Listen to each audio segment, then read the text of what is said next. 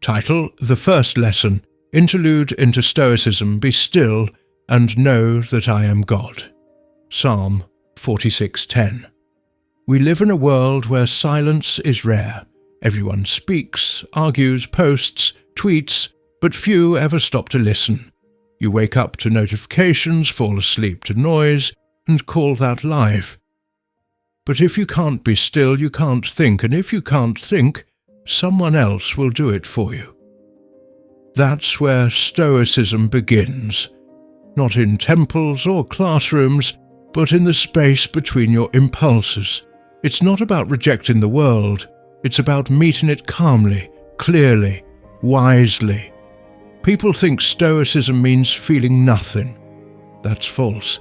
It means feeling deeply, but refusing to be a slave to emotion. It means being human on purpose. I learned that lesson the hard way. When I ruled Rome, I had everything a man could want. Armies, marble halls, power beyond imagination. And yet, I saw the same chaos you see today. Greed, envy, distraction, fear. Different tools, same disease. We had the circus, you have social media. We had gossip in the market, you have comment sections. We had public games to distract the crowd, you have endless scrolling. The technology changes, human weakness does not. You live in a time of abundance, yet feel emptier than ever. You have more comfort than the kings of old, and more anxiety than their slaves. You chase pleasure, productivity, validation, and call it freedom. But tell me, are you free if you can't go an hour without checking your phone? You say you're busy, but busy with what? Filling every minute with noise, running from silence, terrified of boredom. That's not living, that's hiding. You're not out of time, you're out of direction.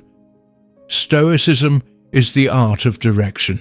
It teaches you to separate what you can control from what you can't, to stop chasing every thought and learn to guide your mind instead. You can't control the economy, your boss, or the person who ghosted you, but you can control your response, your effort, your focus. The world belongs to those who rule themselves. When Rome burned, people panicked, cried, cursed the gods. But the Stoic didn't. He asked, "What can I do right now?" Then he acted. That's the difference between reaction and reason. Let's talk about what Stoicism trains, the 4 disciplines. First, perception. See things as they are. Don't exaggerate. Don't add drama. You didn't lose everything, you lost something. Your life didn't end, it simply changed direction. It's not the event, it's your judgment that hurts you. The market crashes, and one man sees disaster while another sees opportunity. Same world, different eyes. Second, action. Do what's right, not what's comfortable. The Stoic doesn't wait for motivation. He acts because it's his duty. In Rome, people waited for luck or divine signs. Today, you wait for perfect conditions, but both are excuses. There's never a perfect moment, only this one. You want to write? Start now. You want to get stronger? Train now. You want to fix your life? Begin now. Virtue doesn't delay. Third, will. Accept what you cannot change. This is not weakness. It's wisdom. You can't stop storms, illness, betrayal, but you can decide how to carry them. Pain doesn't destroy character. It reveals it. Your struggles aren't a curse. They're the weight that builds your strength. When my soldiers fell in battle, when my own health declined, I told myself, this too is part of the plan. Because resisting reality only multiplies suffering. Endurance is not passive, it's power under control. Fourth, virtue. The highest good is to live according to reason, integrity, and justice. Not to be admired, not to be famous, but to be good.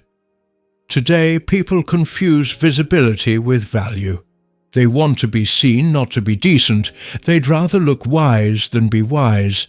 But reputation fades, character remains.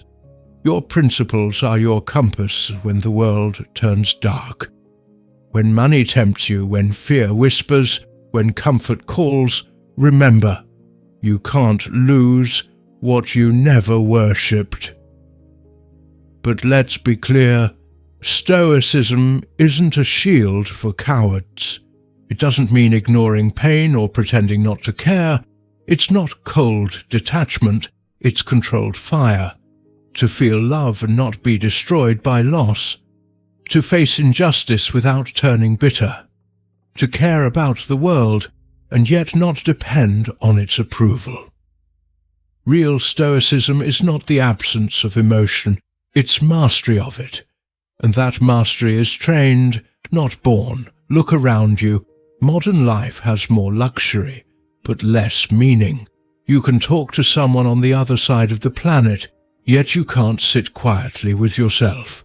You can buy anything except peace of mind. In ancient times, men sought glory through war. Now they seek it through likes and followers. The battlefield changed, the vanity stayed. You fear being forgotten. But tell me, if you can't live with yourself, what difference does fame make?